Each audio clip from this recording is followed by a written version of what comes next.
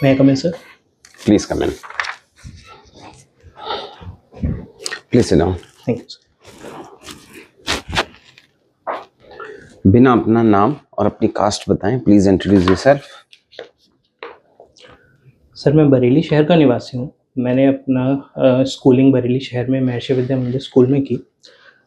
उसके बाद school top करके मैंने अपना वहाँ पे मुझे स्कॉलरशिप भी मिली, जिसके बाद मैंने DU में एडमिशन लिया और BSc ऑनर्स फिज़िक्स किया।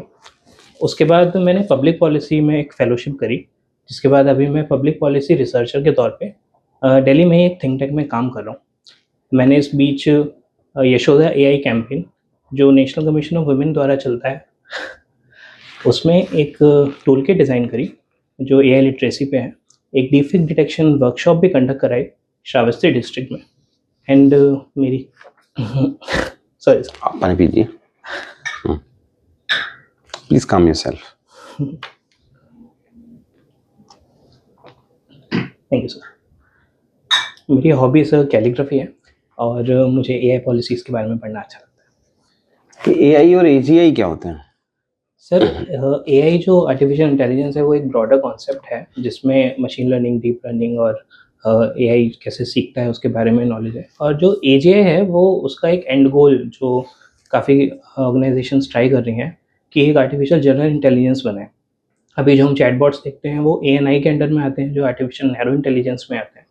अब वो AGI जो होगा वो ह्यूमन कैपेबिलिटीज़ को सुपर पावर करके लाइक एक सुपर ह्यूमन टाइप मशीन बनेगी, जैसे टर्मिनेटर मूवीज़ में हम देखते हैं। वो एक ऐसा कॉन्सेप्ट है। तो क्या हमें उस डायरेक्शन में जाना चाहिए? सर, उस डायरेक्शन में जाना 2 पॉसिबिलिटीज़ के अंडर में आएगा। अगर वो एथिकल और रिस्पॉन्सिबल तरीके से बने, जो कि ह्यूमैनिटी के लिए फेवर में हो, तो उसके लिए वो कैसे इंश्योर करोगे आप? सर, उसके लिए काफ़ी सारे प्रिंसिपल हैं, जैसे यूनेस्को के RAM फ्रेमवर्क के अंडर में रिस्पॉन्सिबल AI डेवलपमेंट के प्रिंसिपल्स हैं। कैसी कंट्री जो सबसे ज़्यादा AI डोमिनेट कर रही है वो UN के उस ऑर्गेनाइजेशन का पार्टी नहीं है? आप कैसे इंश्योर करोगे कि वो रिस्पॉन्सिबली यूज़ हो रहा है? सर, उसके लिए हम डेटा सेट्स का जो जिसके द्वारा वो ट्रेन हो रहा है, उसको हम इंश्योर करेंगे कि वो इंक्लूसिव हो, वो डाइवर्स हो। एंड जो उसका यूज़ केस है वो एक डेमोक्रेटिक फ्रेमवर्क में ही इंश्योर हो तो ज़्यादा बेटर रहेगा। अच्छा बताइए, जितने भी ये LLM के मॉडल्स हैं, ये जेमिनाई है, GPT है, ये सब कौन से मॉडल पे ट्रेन हुए हैं? कौन से मॉडल पे सर? कैसे ट्रेन हुए हैं ये? What was the data set? कहाँ से सर, आया? डेटा सेट मोस्टली तो सर जो रिटन रिकॉर्ड्स रहे हैं एंड जो European and American data sets है, उसी से ही वो ट्रेन हुआ है। कहाँ से? मतलब वो तो आप मुझे इंडिविजुअल्स बता रहे हो, जोग्राफिकल बता रहे हो, कहाँ पे लिखा था वो?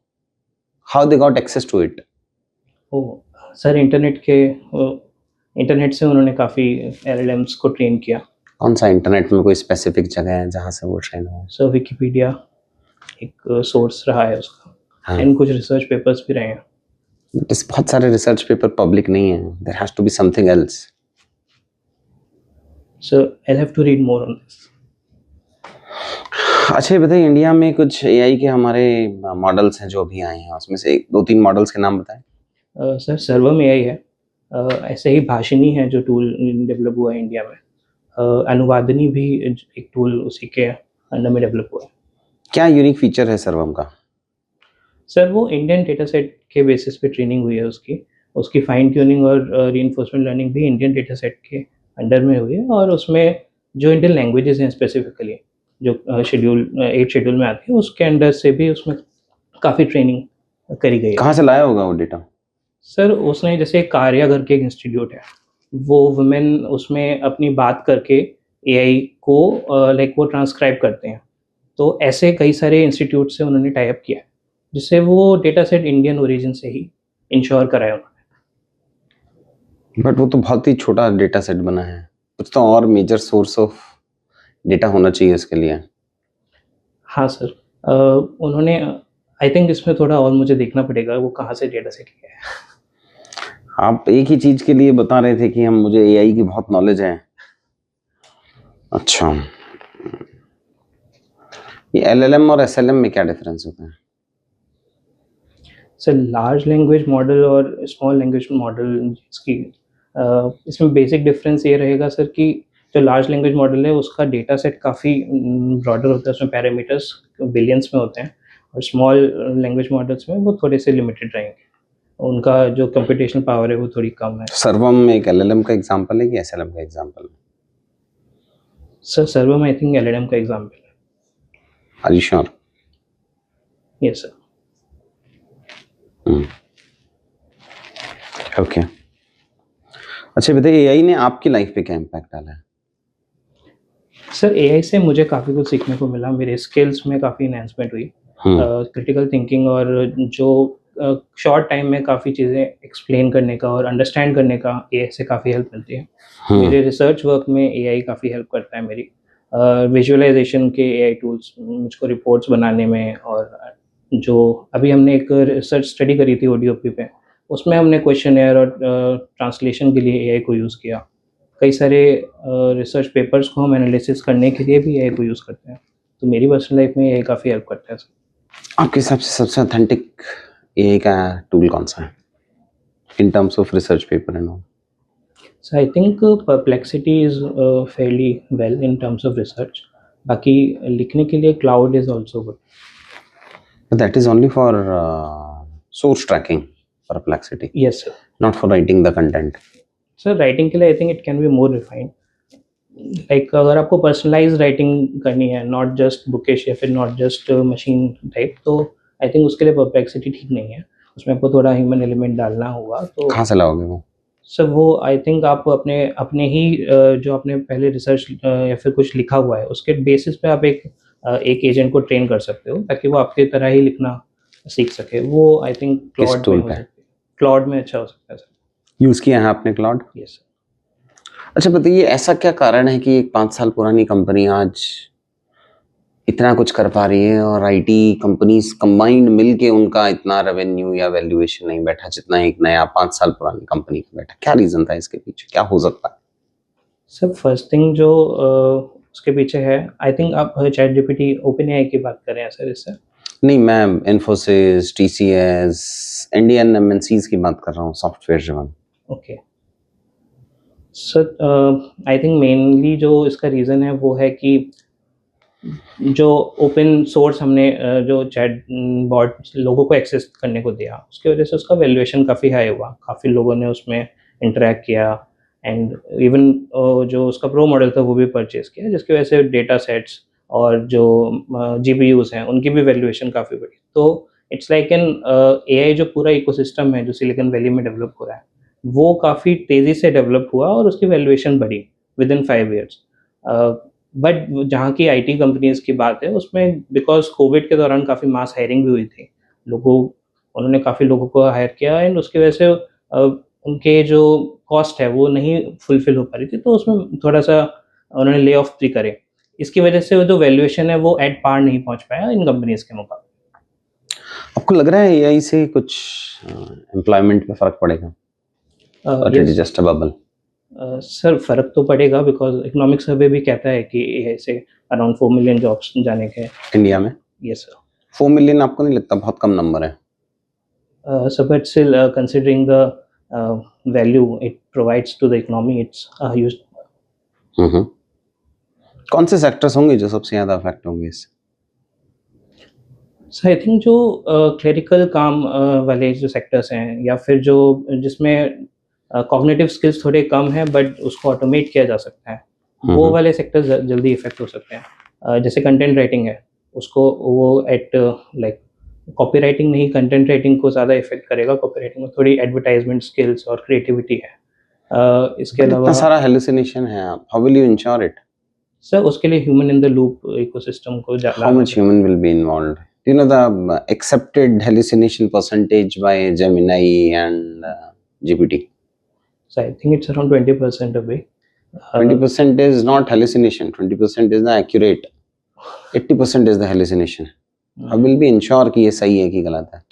The moment you have to put a human in the loop, it increases or it creates a duplicacy of work.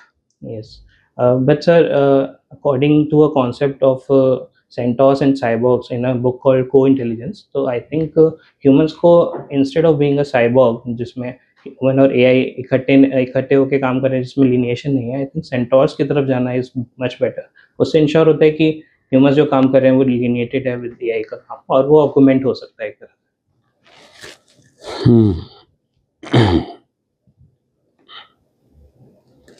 कैसे आप इस अपनी एआई की नॉलेज को एडमिनिस्ट्रेशन में यूज करोगे?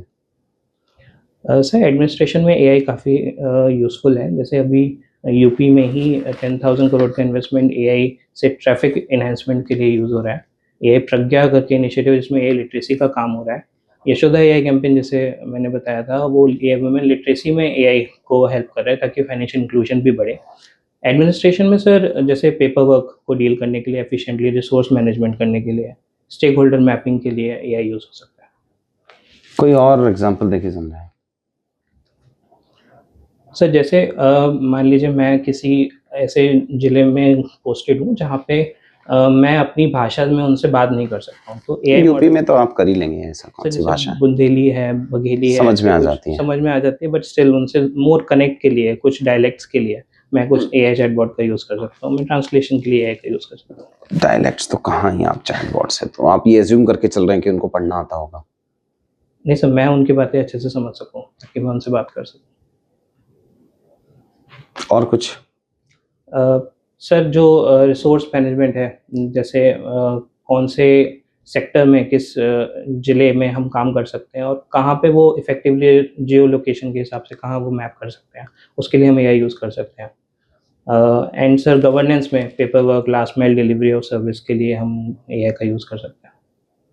इवन जैसे कुछ डिस्ट्रिक्ट मैनेजमेंट में ही अगर लोगों को कुछ परेशानियाँ आ रही हैं तो हम एक इंश्योर कर सकते हैं, ई गवर्नेंस प्लेटफॉर्म बनाएं जिसमें एक एआई चैटबॉट हो, जैसे काफ़ी सारे बैंक्स भी यूज़ कर रहे हैं, तो वो डिस्ट्रिक्ट वाइज भी हम मैप कर सकते हैं ताकि उनकी छोटी छोटी सॉल्यूशन का आंसर उसी में निकले। ऐसे तो बहुत सारे ऐप्स चल ही रहे हैं ना। ये सब, बट एक डिस्ट्रिक्ट वाइज ऐप जो कि एडमिनिस्ट्रेशन की प्रॉब्लम्स उनको बता सके या फिर उनकी प्रॉब्लम्स के लिए उनको डायरेक्ट ऐप बनाना आता है आपको? सर मुझे ऐप डेवलप करना नहीं आता, बट आई थिंक आजकल प्लेटफॉर्म जैसे उडू करके है, उससे मैंने एक बार ऐप बनाई है। किस चीज की? सर उसमें मैंने एक ऐप बनाई थी जिसमें मैं डीपीडीपी जो एक्ट है उसके बारे में लोगों को बता पाऊँ, और उसके एक छोटी सी क्विज बनाई थी एक ऐप के थ्रू। कोई ऐसा सॉल्यूशन निकल सकता है जिसमें ये जो डेटा के हेलुसिनेशन की जो प्रॉब्लम है वो सॉल्व हो पाए? सर हेलुसिनेशन की प्रॉब्लम सॉल्व करने के लिए सबसे बेस्ट एग्जांपल तो sir human in the loop ही है, बिकॉज उससे हम इंश्योर कर सकते हैं कि ह्यूमंस ओवरसाइट रहे एआई सिस्टम के आउटपुट पे। बट जो सर ट्रेनिंग है, जो एआई की ट्रेनिंग जो रीइंफोर्समेंट लर्निंग के थ्रू हो रही है, वो यही सीख रहा है कि उसको अच्छा आंसर ही देना है तभी वो आगे बढ़ेगा। तो हम अगर वहाँ पे ही स्टॉप लगा के उसको ही करें कि नहीं, you have to be authentic, not ensure my satisfaction, वहाँ पे हम इंश्योर कर सकते हैं कि हेलुसिनेशन कम हो।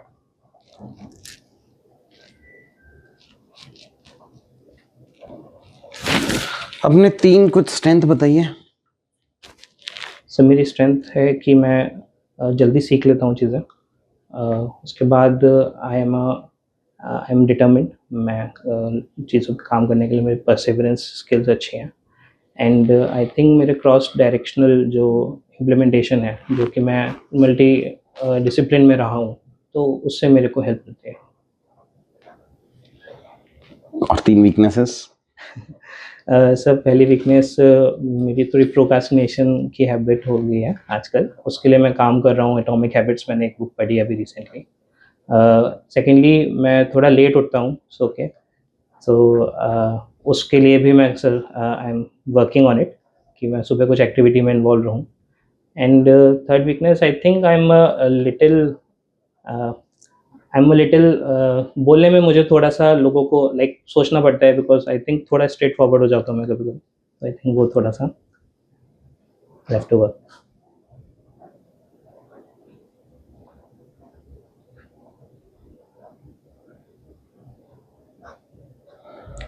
मान लीजिए आपको अपनी मनचाही जॉब नहीं मिलती है यहाँ पे एसडीएम की, आपका प्लान भी क्या है? सर बचपन से ही मैंने अपने परिवार में देखा है कि सोशल सर्विस में रहे हैं, मेरे माता-पिता भी सोशल वर्क कर रहे हैं, मेरे भैया भी पब्लिक पॉलिसी में काम कर रहे हैं एंड मैं भी अभी पब्लिक पॉलिसी में एज़ अ रिसर्चर वर्क कर रहा हूँ। लोगों की सेवा करने में मुझे अच्छा लगता है, पॉलिसी इम्प्लीमेंटेशन में मुझे खुशी मिलती है कि जब कोई पॉलिसी लोगों तक पहुँचे, लास्ट में डिलीवरी हो। तो आई थिंक मैं उसी फील्ड में ही आगे बढ़ना चाहूँगा ताकि मैं पब्लिक पॉलिसीज़ और जो देश की डेवलपमेंट में अपना भाग दे सकूँ। कैसे करेंगे? तो जैसे अभी मैं पॉलिसी इम्प्लीमेंटेशन के लिए यूपी इवैल्यूएशन के लिए गया था और मैंने थोड़े टाइम पहले एक defect detection workshop law enforcement agencies को ट्रेन करने के लिए कराई थी। तो आई विल इंश्योर कि जो भी चैलेंजेस हैं आज के सोसाइटी में, उसके लिए कोई सॉल्यूशन निकाल सकूँ और उसके लिए लोगों तक वो सॉल्यूशन पहुँचे और उसको मैं इम्प्लीमेंट करा सकूँ। डीप फेक में कुछ इंडिया में कुछ कंपनीज हैं जो काम कर रहे हैं? सर जो बूम लाइव करके फैक्ट चेकिंग इंस्टीट्यूशन है, वो काम करता है इस पे। वो डेली फैक्ट चेकिंग करता है, जो भी डीपफेक वीडियोज़ ऑनलाइन रहती हैं। जैसे पीआईबी फैक्ट चेक है, वैसे ही वो इंडिपेंडेंटली करता है। रियलिटी डिफेंडर्स करके हैं, वो भी डीपफेक पे ही काम करता है। ओके। आपको अगर एक डिस्ट्रिक्ट चूज करना हो उत्तर प्रदेश में जहां आप चाहें तो आपकी पोस्टिंग हो सकती है, तो कौन सा डिस्ट्रिक्ट चूज करना चाहेंगे? तो मैं अपना होम डिस्ट्रिक्ट बरेली ही चूज़ करना चाहूँगा सर। क्यों, ऐसा क्यों? सर आई थिंक मैं उसकी जो मूल परेशानियाँ हैं और जो उसका पोटेंशियल है, मैं उसको अच्छे से समझता हूँ और उसको आगे बढ़ा सकता हूँ।